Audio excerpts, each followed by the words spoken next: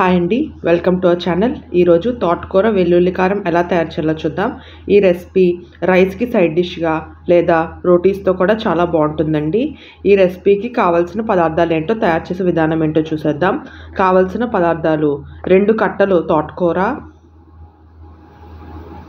1 ఉల్లిపాయ పొడుగ్గా కట్ చేసినది, 10 వెల్లుల్లి రేఖలు, 1 స్పూన్ ధనియాలు, 1 స్పూన్ జీలకర్ర, 1/2 టీ స్పూన్ పసుపు, రుచికి సరిపడా ఉప్పు, 1/2 టీ స్పూన్ కారం, ఆయిల్ 4 స్పూన్లు, 1 స్పూన్ ఆవాలు, 1 స్పూన్ జీలకర్ర, 1 స్పూన్ శనగపప్పు, 1 స్పూన్ మినపప్పు, 2 ఎండుమిరపకాయలు, 2 రెమ్మల కరివేపాకు.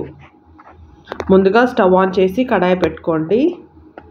అందులో ధనియాలు వేసుకోండి, అలాగే జీలకర్ర కూడా వేసుకొని ఫ్రై చేసుకోండి. సిమ్లో పెట్టి ఒక 5 నిమిషాలు ఫ్రై చేసుకుంటే మంచి అరోమా వస్తుందండి. ఇప్పుడు అది చల్లారిన తర్వాత ఒక మిక్సీ జార్ తీసుకొని అందులో వేసుకోండి. అలాగే అందులోనే కారం,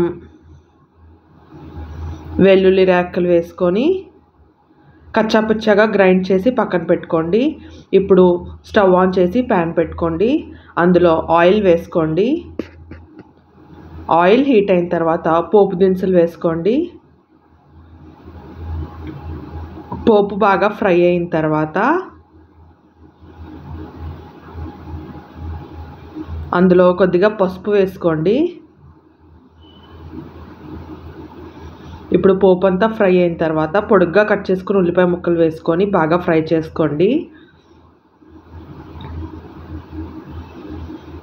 ఉల్లిపాయలు ఫ్రై అయిన తర్వాత ముందుగా కట్ చేసుకున్న తోటకూర వేసుకోండి.